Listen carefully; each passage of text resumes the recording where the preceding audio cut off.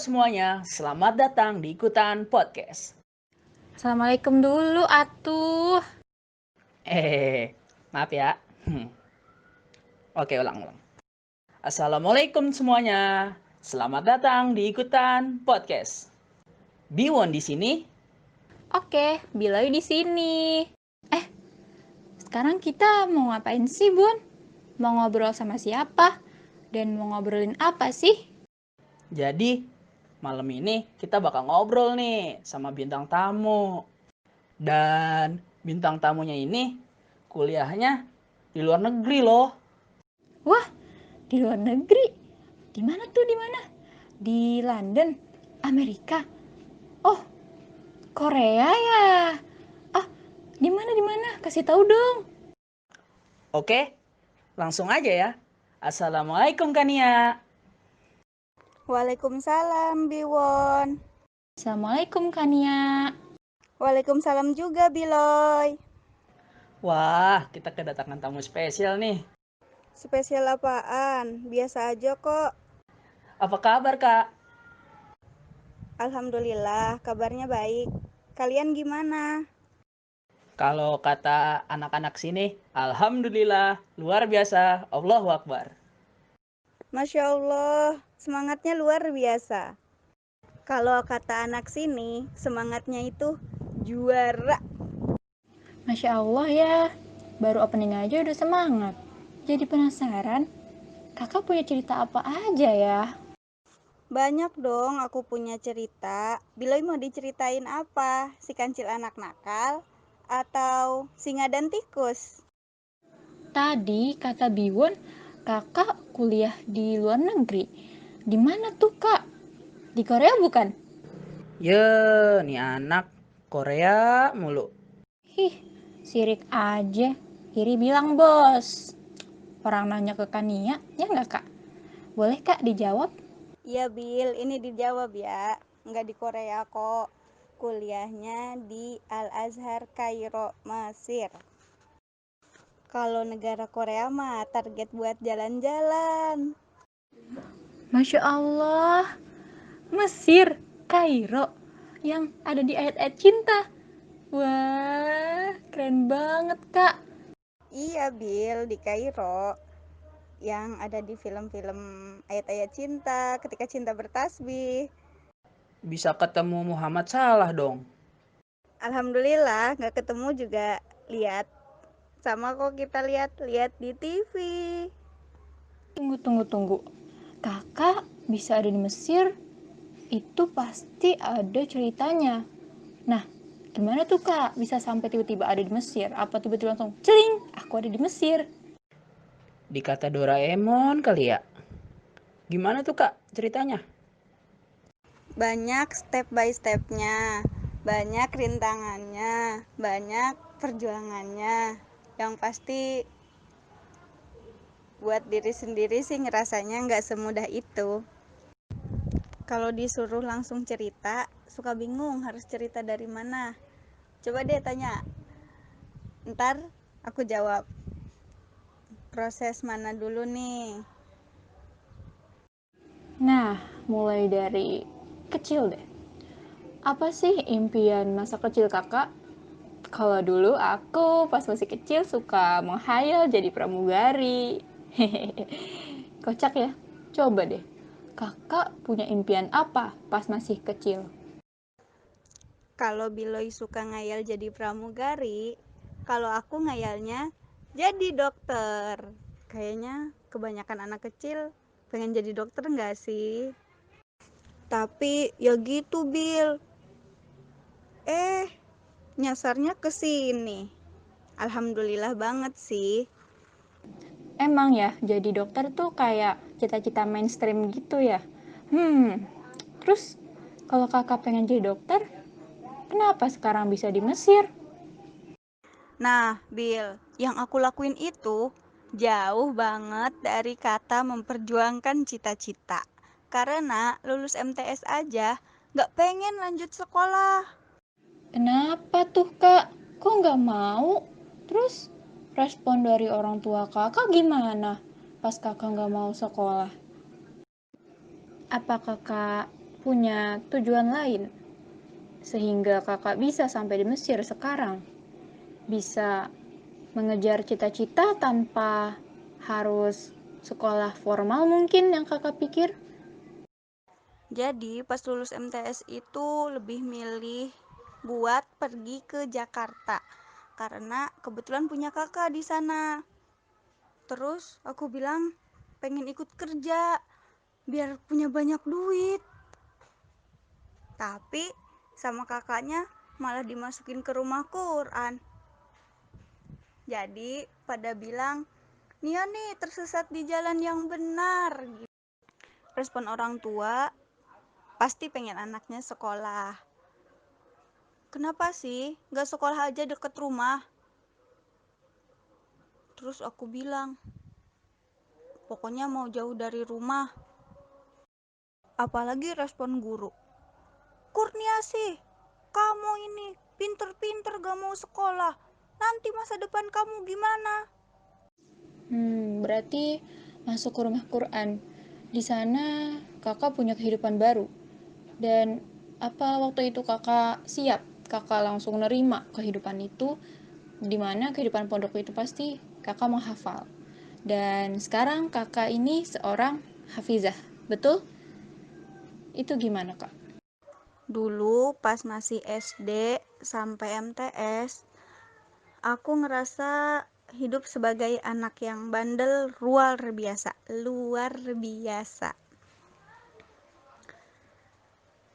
Pas udah kelas 3 MTS, kelas 9, kayaknya abis ini mau nyari jalan baru deh.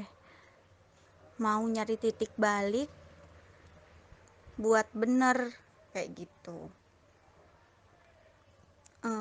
Yang menyebabkan aku menjadi anak bandel dulu ngerasanya orang tua pilih kasih, padahal enggak, itu cuman pikiran anak kecil aja yang mungkin belum ngerti, padahal orang tua sama aja sayangnya sama anak gitu. Jadi pas lulus MTS itu sebenarnya gak pengen sekolah bukan cuman karena gak pengen belajar, emang aku gak suka sama pelajaran, pusing, alasan itu yang aku pakai. Sebenarnya aku pengen sekolah,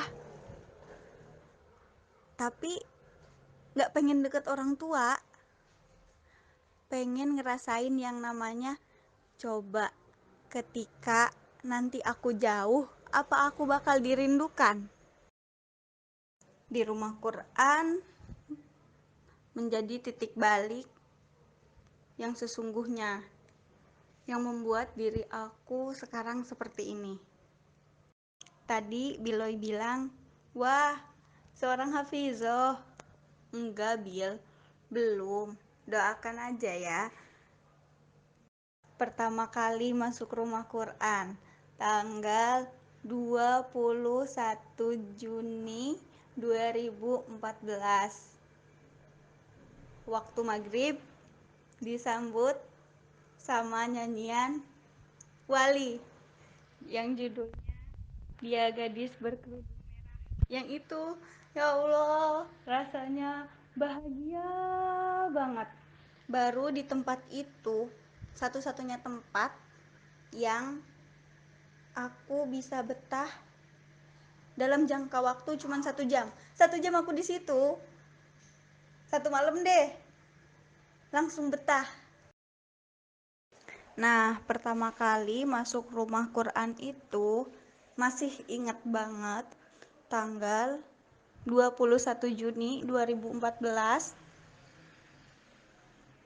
waktu maghrib, datang disambut sama lagu Wali yang judulnya Dia Gadis Berkerudung Merah.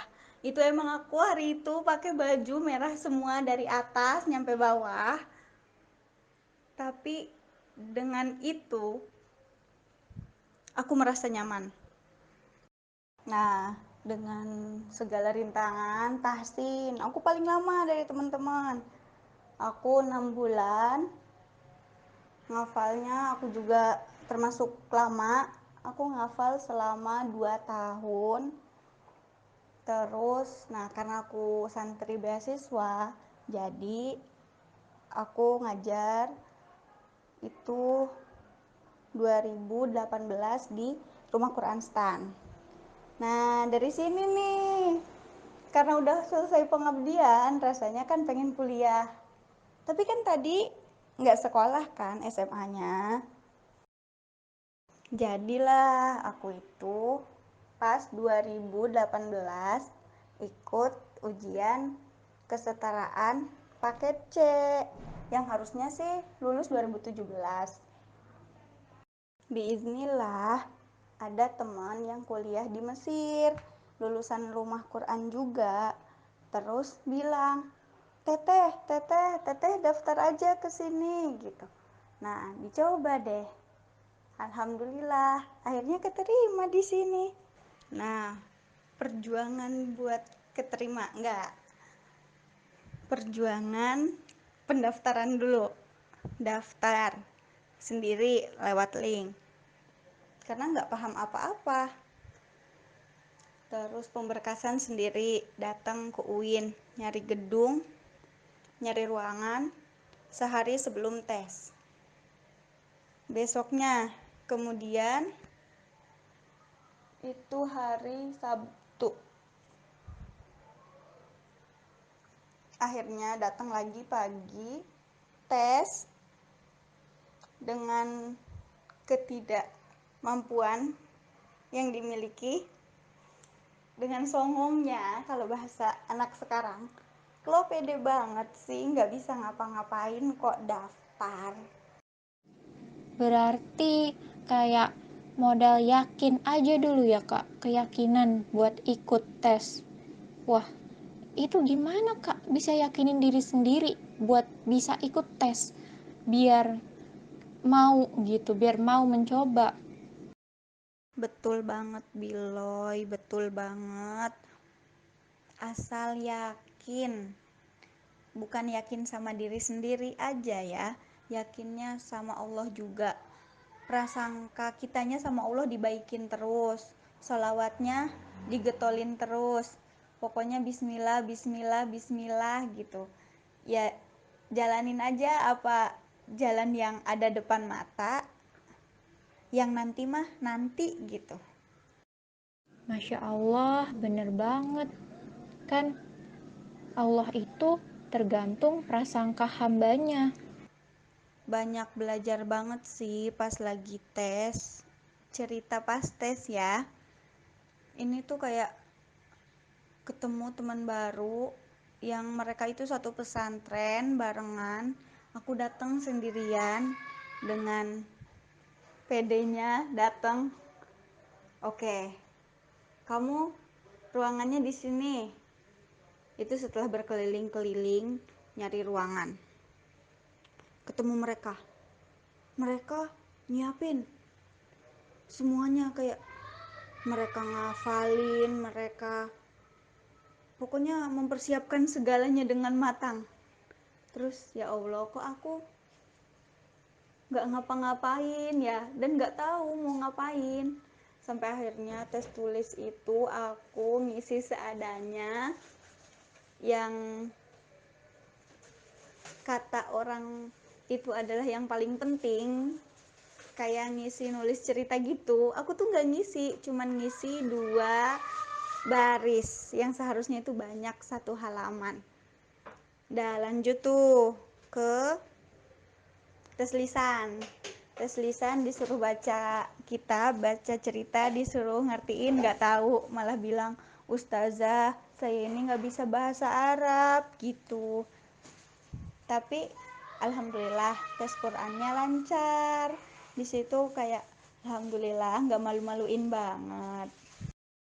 Udah tuh sampai akhirnya sekian lama penantian, ada pengumuman, ada nama aku. Alhamdulillah lulus dengan izin Allah gitu ya. Tapi kan ternyata setelah lulus itu masih banyak proses buat pemberangkatan. Al-Quran emang paling the best ya Kak, beneran deh. Kayak misalnya mau ujian aja, kita misal baca Al-Quran, walaupun cuma 1 halaman atau setengah halaman, itu tuh kayak habis itu lega aja rasanya, kayak santai, kayak nggak deg-degan, pokoknya nggak tegang gitu. Dan terbukti ya, kakak bisa diterima di tes itu dengan bacaan Al-Quran yang lancar. Masya Allah. Oh, jadi ternyata tes tulisnya itu juga penting ya, Kak? Soalnya gue pernah tahu nih dari ustadz teman bapak gue. Jadi dia bilang kayak banyak mahasiswa Indonesia yang dia tuh benar-benar mempersiapkan ujian tulisnya tuh. Mulai dari pengetahuannya tentang bahasa Arabnya, bahasa Inggrisnya kan. Nah, mereka lulus. Sampailah di sana di Mesir gitu kan. Tapi banyak yang ngerasa kesusahan karena dia belum terbiasa menghafal Al-Quran. Itu mitos atau fakta sih, Kak? Mitos atau fakta? Silakan dijawab oleh Kak Nia. Mitos atau fakta? Belum bisa jawab nih mitos atau fakta, karena sebenarnya itu harus setara antara kemampuan bahasa, terus tadi juga tulisan dan juga Quran, itu semuanya penting. Sebenarnya itu bukan mitos juga, karena semuanya itu kembali ke diri masing-masing ya. Kalau ketika di Indo sudah mempersiapkan segala macam tes tulis, tata bahasa, pas nyampe Mesir kesulitan untuk menghafal Quran, harusnya nggak kayak gitu. Kenapa? Di sini tuh banyak banget lembaga buat ngafal Quran, buat ambil sanad Quran. Jadi jika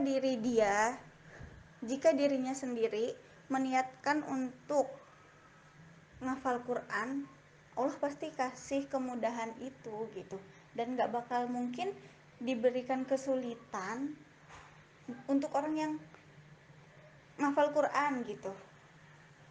Kayaknya ya gitu, kembali ke dirinya masing-masing. Kalau dia udah meniatkan, dianya sudah menekadkan diri sendiri untuk ngafal Quran, pasti Allah kasih kemudahan, Allah kasih jalan. Masalah hafalan. Nah, sekarang kakak udah di Mesir. Kalau boleh tahu, kakak di Mesir itu berarti kuliah. Kuliahnya jurusan apa, Kak? Yang masih berkaitan dengan Al-Quran kah?